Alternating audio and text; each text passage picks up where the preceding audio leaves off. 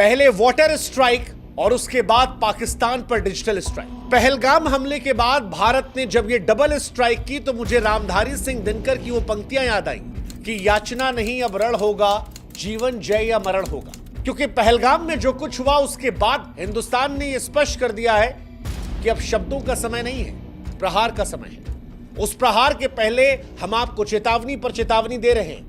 पहले water strike के जरिए पाकिस्तान को प्यासा रखने और बर्बाद करने की तैयारी, और उसके बाद डिजिटल स्ट्राइक के जरिए अंतिम चेतावनी, जिसके बाद ना कोई माफी ना कोई रियायत, बस रण। कहते हैं किसी की सेहत का मजाक नहीं उड़ाना चाहिए, लेकिन पाकिस्तान के प्रधानमंत्री शहबाज शरीफ इस वक्त अस्पताल में है। बाकी हमें कहने की कुछ जरूरत नहीं है। भारत सरकार पाकिस्तान पर अंतिम फैसला लेने के मूड में है। वैसे पाकिस्तान में लोगों को सोचने की जरूरत है कि हिंदुस्तान क्यों बदल गया, क्यों वो हिंदुस्तान जो वसुधैव कुटुंबकम की बात करता है आज पाकिस्तान को बूंद बूंद पानी के लिए तरसाना चाहता है। क्यों पाकिस्तान को कंगाल करके हम बर्बाद करना चाहते हैं। पाकिस्तानियों को सोचना चाहिए, यही हिंदुस्तान था। कोविड में हमने पाकिस्तान के लिए दवा भिजवाई थी। पाकिस्तान में कोई हमला होता था, हिंदुस्तान उसकी भर्त्सना करता था। जब बच्चों पर वहां पर आतंकवादियों ने हमला किया, हमने भी आंसू बहाए थे। पाकिस्तान को लेकर हमारे पूर्व प्रधानमंत्रियों का रवैया भी अच्छा था। अटल बिहारी वाजपेयी साहब को याद कीजिए, वो पाकिस्तान तक चले गए रिश्ते बचाने के लिए। पाकिस्तान से जाकर कहा कि भाई साहब हमें आपको बेहतर तरीके से रहना है, पड़ोसी नहीं बदले जाते। हमने तमाम कोशिशें की, एक दूसरे के यहां आना जाना जारी रखा, लेकिन आज ना खेल है, ना व्यापार, ना कलाकार, ना सोशल मीडिया। आज पानी की बूंद तक को लेकर हमने वाटर स्ट्राइक कर रखी है। 2008 में हमने आईपीएल बैन किया, 16 में हमने व्यापार बैन किया, 19 में हमने कलाकार बैन किया, 25 में हमने सिंधु जल समझौता सस्पेंड किया, और अब वीजा रद्द कर दिया है। उनके राजनयिकों को यहां से हटा दिया है, उनके लोगों को यहां से भगाया है, और तो और पाकिस्तान का हिंदुस्तान में दिखना भी बैन कर दिया है। पाकिस्तानियों को सोचना चाहिए कि आखिर ऐसा क्यों हुआ कि भारत को यह रास्ता उठाना पड़ा। भारत जैसा देश जो दुनिया का स्वागत करता है, भारत जैसा देश जो वसुधैव कुटुंबकम में यकीन रखता है, वो क्यों अपने पड़ोसी का हुक्का पानी बंद करने लगा। सोचना चाहिए पाकिस्तान को। हमारे ही प्रधानमंत्री अटल बिहारी वाजपेयी साहब ने कितनी बड़ी बड़ी बातें की थी। पाकिस्तान से रिश्ता करने के लिए क्या नहीं किया उन्होंने, बदले पाकिस्तान ने क्या दिया हमें। आज हम उनके देश के राजनयिकों को निकाल रहे हैं। पाकिस्तान के लोगों को सोचना चाहिए कि वो कौन सा कड़वा सच है जिसने भारत को इतना मजबूर कर दिया कि आज भारत उस जगह पर आ गया है जहां पर भारत ये कह रहा है कि एलओसी छोड़ो, अब यूआरएल पर भी तुमको बैन करेंगे। 1 रुपया नहीं कमा पाओगे हमारे यहां से, क्योंकि पाकिस्तान में तमाम क्रिकेटर हैं, शब अख्तर, बासित अली, तनवीर अहमद, शाहिद अफरीदी, जो दिन रात इंडिया के इर्द गिर्द वीडियो बनाते हैं। पूरे दिन मैदान पर खेलते थे तो इंडिया को गाली देते थे, और उसके बाद यूट्यूब पर प्यारे हिंदुस्तानियों भाई कैसे हैं आप।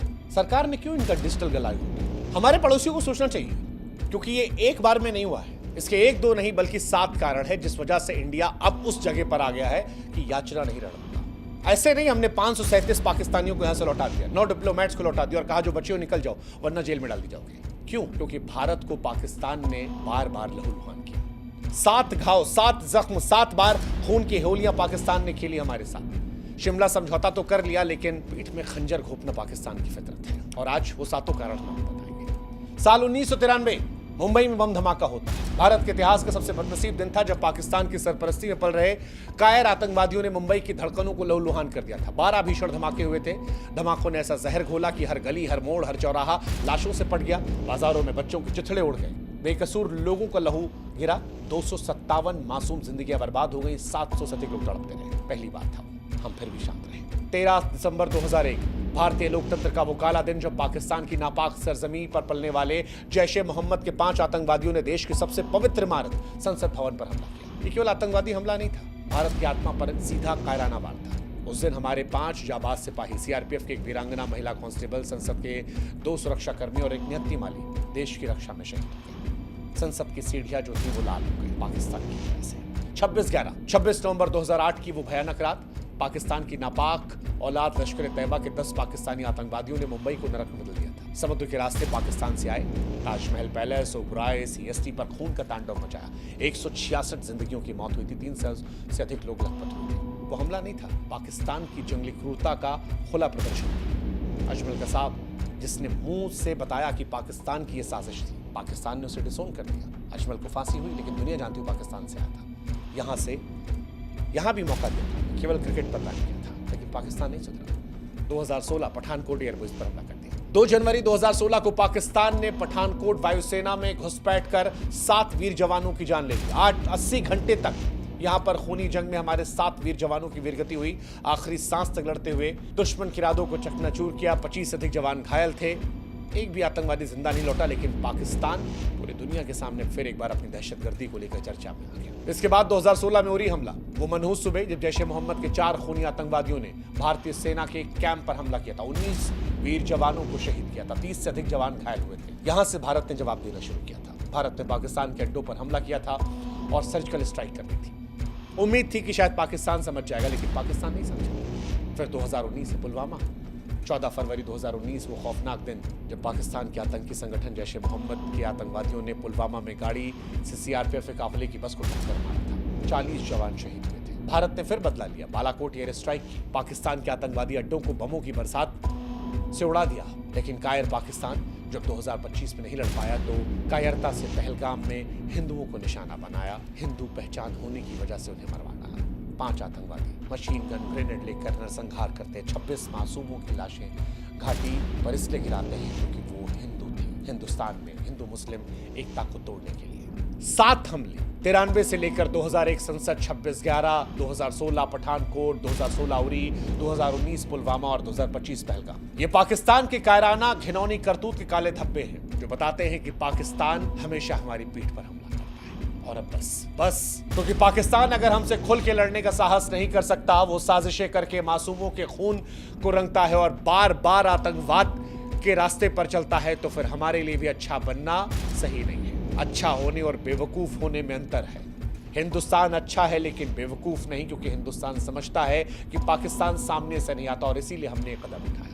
इसीलिए हमने पाकिस्तान पर यह डिजिटल स्ट्राइक की। वाटर स्ट्राइक के बाद डिजिटल स्ट्राइक पाकिस्तान को तोड़ने के लिए है। पाकिस्तान पर असर पड़ेगा क्योंकि पाकिस्तान पहले से कंगाल भारत के डिजिटल और आर्थिक चक्रव्यूह में फंस गया। इसका हाल ऐसा ही है जैसे जंगल में फंसा चूहा, ना रास्ता ना राशन, और पाकिस्तान इससे झेलेगा। पाकिस्तान इससे आर्थिक तबाही को झेलेगा। शुएब अख्तर जैसे पाकिस्तानी जो लाखों करोड़ों रुपए कमाते हैं, अब उन्हें वो पैसे नहीं मिलेंगे। वो पाकिस्तान के टैक्स में जाते पैसे। डिजिटल नाकेबंदी, पाकिस्तान जो हिंदुस्तान को बदनाम करने की साजिशें करता है, वो अपने अंदर खेलो कूदो। जंगल ने मोर नाचा किसने देखा?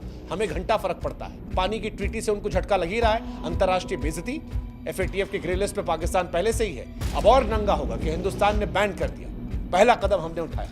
सामाजिक अशांति, पाकिस्तान में बड़ी आबादी है जो हिंदुस्तान पर वीडियो बना बना के हिंदुस्तान से पैसा कमा रही थी। अब मिलेगा बाबा जी का ठुल्लू, करो। लोकप्रियता खत्म। पाकिस्तान में तमाम ऐसे लोग हैं जिनके पूरे वीडियोस ही हिंदुस्तान के इर्द गिर्द हैं। शुएब अख्तर का चैनल देख लीजिए जी, बिना हिंदुस्तान की बात के चैनल चलने वाला नहीं था। अब वो जो 30 लाख सब्सक्राइबर हैं वो हवा हवाई हो गए। सस्ती शोहरत का गुब्बारा जो है फट गया। और भारत का आखिरी संदेश, सुधर जाओ भैया नहीं तो मिटा दिए जाओ। पाकिस्तान ने बार बार हिंदुस्तान के सब्र का इम्तिहान लिया। हर बार मुंह की खानी है। 93 से 25 तक 7 बार खून की होली खेली। भारत ने जवाब दिया, लेकिन इस बार पहले वाटर स्ट्राइक और फिर डिजिटल स्ट्राइक के जरिए भारत ने स्पष्ट कर दिया है कि भारत न सहेगा न माफ करेगा। हर नापाक साजिश का जवाब दिया जाएगा जो पहले से ज्यादा तीखा और पहले ज्यादा करारा होगा। भारत ने साफ कर दिया है कि अब सहनशीलता की सीमाएं पार हो चुकी हैं। न भारत झुकेगा न भारत रुकेगा।